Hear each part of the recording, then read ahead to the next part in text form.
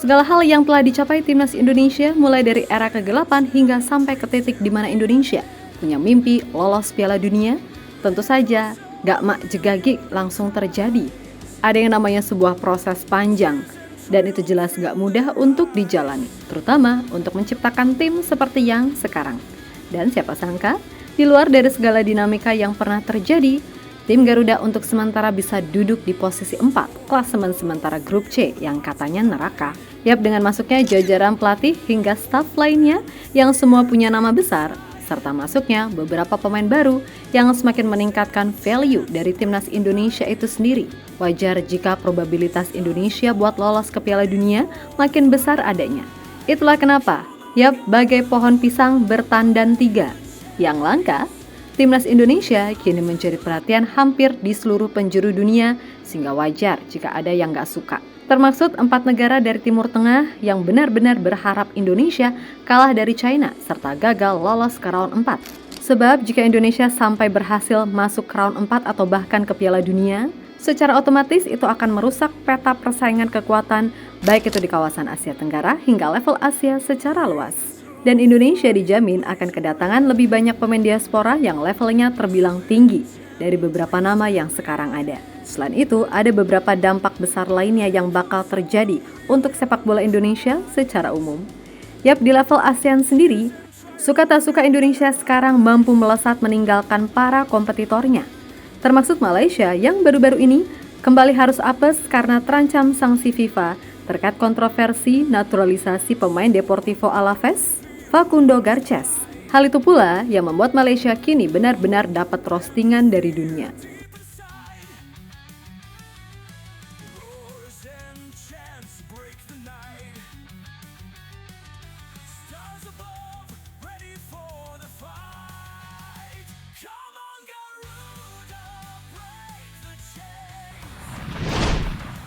ESPN pernah menulis kalau permainan timnas Indonesia sekarang udah jauh berbeda. Ya, soal itu kalian pun juga pasti ngerasain kok, di mana tim Garuda sekarang dinilai sangat bisa untuk melawan tim manapun di Asia untuk saat ini. Yap, dengan komposisi yang 80% diisi pemain yang mentas di luar negeri, menjadikan tim Garuda masuk sebagai tim yang wajib diperhitungkan. Dan keberhasilan Indonesia menjadi satu-satunya wakil ASEAN di round 3 kualifikasi Piala Dunia 2026 juga dianggap sebagai salah satu faktor yang mempengaruhi mengapa tim ini banyak mendapatkan sorotan media-media besar internasional. Bahkan FIFA pun juga sekarang sering banget membuat postingan terkait Indonesia di dalam sosial medianya. Jelas semua itu harusnya bisa menjadi tambahan pelecet semangat bagi tim Garuda untuk terus melangkah maju. Serta mudah-mudahan segala sorotan yang masuk gak malah menjadi beban dan pressure bagi para pemain untuk bisa perform di atas lapangan, kan gitu. Yap, secara umum, dari pertandingan demi pertandingan di round 3, apa yang dicapai Indonesia sebagai tim debutan terbilang cukup oke. Meskipun ada match-match yang seharusnya bisa dimenangkan tapi malah gagal. Tapi harapan itu sejatinya masih ada, karena Indonesia kini masih duduk di posisi 4 dengan 9 poin. Di luar permainan, satu hal sih yang bikin kita semua salut sama tim ini, yaitu soal fighting spirit para pemain yang benar-benar siap melakukan apapun buat Garuda. Nah, berkaca dari situasi yang ada sekarang, wajar jika sekarang banyak media-media asing ternama menilai peluang Indonesia untuk lolos ke Piala Dunia 2026 jadi lebih terbuka, kendati semua masih harus ditentukan di 2 laga sisa round 3. Yap, dengan kekuatan pemain abroad yang dimiliki serta kesatuan sinergi antara PSSI beserta pemerintah dan juga dukungan supporter yang luar biasa, menjadikan Indonesia nggak bisa lagi dianggap sebagai underdog, kan gitu.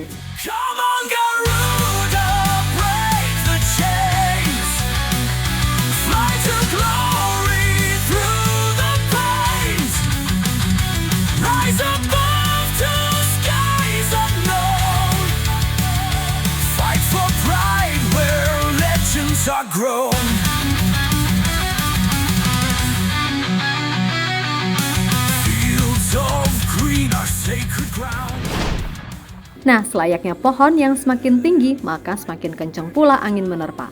Tetap aja, ada pihak-pihak yang berharap Indonesia ini gagal. Dan dikutip dari berbagai sumber, saat ini ada 4 negara yang semuanya berasal dari tim Teng yang berharap betul Indonesia kalah dari China serta gagal melaju ke round 4. Yang mana 4 negara itu adalah Oman, Uni Emirat Arab, Arab Saudi, dan juga Qatar.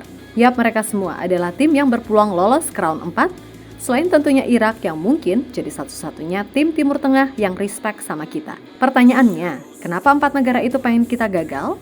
Jawabannya sederhana, jika Indonesia sampai lolos ke round 4, maka udah pasti kekuatan pemain Indonesia akan ditambah. Yang mana itu juga udah ditegaskan oleh Pak Erik dalam sebuah wawancara. Meskipun di Juni ini enggak, tapi ke depan pasti akan ada lagi. Apalagi jika Indonesia lolos round 4, artinya kalau kekuatannya ditambah, maka peluangnya juga makin besar. Logikanya kan gitu. Depan kita mungkin perlu tambah, tapi ya dengan kekuatan hari ini saya rasa keseimbangan tim. Yap, bila nantinya Indonesia lolos ke round 4, kemungkinan Indonesia akan segrup sama Qatar, Oman, ataupun Uni Emirat Arab. Nah, soal si Qatar ini, bukan rahasia lagi jika tim ini emang mengandalkan duit buat mencapai tujuan. Dan benar aja, di round 4 nanti, 99,99% tuan rumahnya adalah Qatar beserta Arab Saudi. Kalau alasan Arab gak pengen ketemu Indonesia lagi itu wajar, karena di 2 laga di round 3 mereka gak bisa menang. Mungkin satu-satunya hambatan kalau ketemu Arab di Jeddah, ya soal cuacanya yang gila-gilaan. Lah Qatar, gak cuman panas cuaca, tapi juga fulusnya. Dan sejatinya, gak cuman Indonesia aja yang pernah jadi korban kelicikan mereka, tapi udah banyak tim yang mengalami itu. Kemudian, jika semisal Indonesia mampu melewati round 4 dan lolos ke Piala Dunia, amin. Secara otomatis, peta persaingan tim Asia akan rusak ataupun berubah, di mana Indonesia secara nggak langsung akan masuk ke jajaran tim elit Asia. Dan sudah pasti, hal itu akan bikin lebih banyak pemain diaspora yang mau untuk jadi WNI, yang mana itu jelas akan membuat kekuatan timnas Indonesia jadi lebih oke. Bila Indonesia mampu lolos ke Piala Dunia, maka otomatis peta kekuatan di Asia 100% akan berubah.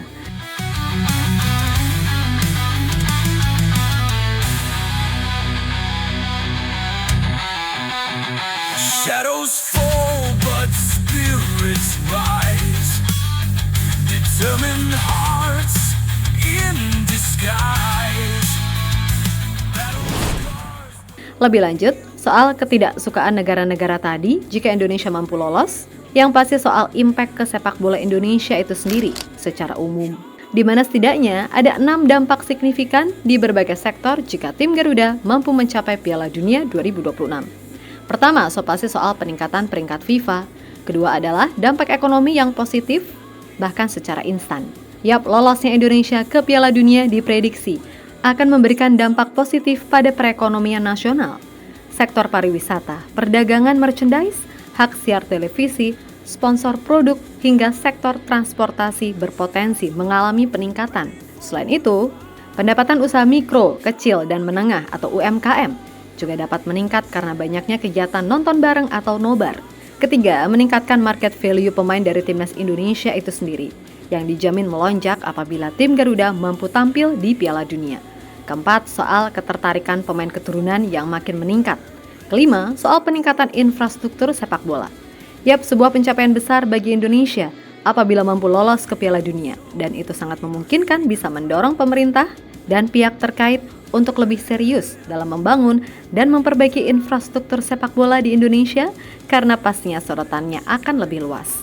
Stadion yang lebih baik, fasilitas latihan yang memadai, dan program pengembangan usia dini dapat menjadi fokus utama untuk memastikan keberlanjutan prestasi di masa mendatang. Selanjutnya yang keenam, dengan lolosnya Indonesia ke Piala Dunia, jelas itu akan menjadi sumber kebanggaan nasional yang luar biasa, yang mana hal itu dapat meningkatkan minat masyarakat terhadap sepak bola, mendorong lebih banyak generasi muda untuk terlibat dalam olahraga ini, dan memperkuat dukungan terhadap liga domestik serta pembinaan. Pokoknya, lolosnya timnas Indonesia ke Piala Dunia 2026 sudah pasti akan membawa dampak positif yang luas, tidak hanya dalam dunia sepak bola, tetapi juga dalam aspek ekonomi, sosial, dan budaya di Indonesia. Asik. Di sisi lain, di saat Indonesia sedang fokus menapaki level tertinggi, ada tetangga kita Malaysia yang kembali kena masalah. Selain kekalahan 3-0 atas Cape Verde di laga persahabatan, saat ini Malaysia juga sedang diambang sanksi FIFA, yang mana itu berkaitan dengan proses naturalisasi pemain Deportivo Alaves, Facundo Garces. Yap, bek tengah berusia 25 tahun tersebut diketahui memang udah bergabung dalam sesi latihan bersama timnas Malaysia. Namun ya tadi, proses naturalisasinya memunculkan kontroversi, terutama karena belum jelasnya keterkaitan sang pemain dengan Malaysia secara garis keturunan. Secara hukum, Garces memang sudah sah menjadi warga negara Malaysia. Akan tetapi, publik dan pecinta sepak bola di kawasan Asia Tenggara mempertanyakan keabsahan proses naturalisasi tersebut, yang mana permasalahan utama terletak pada asal-usul keluarganya. Media-media di Vietnam pun benar-benar memprotes keras dan menuntut masalah ini bisa dikasih kejelasan. Dan dengan situasi seperti ini, Vietnam harusnya bisa protes ke FIFA dan melaporkan Malaysia, di mana laporan ini berdasarkan status pemain Malaysia yang belum jelas asal-usulnya, tapi tiba-tiba sudah bisa bermain untuk Harimau Malaya. Nah, pihak Malaysia akhirnya mengklarifikasi asal-usul pemain mereka.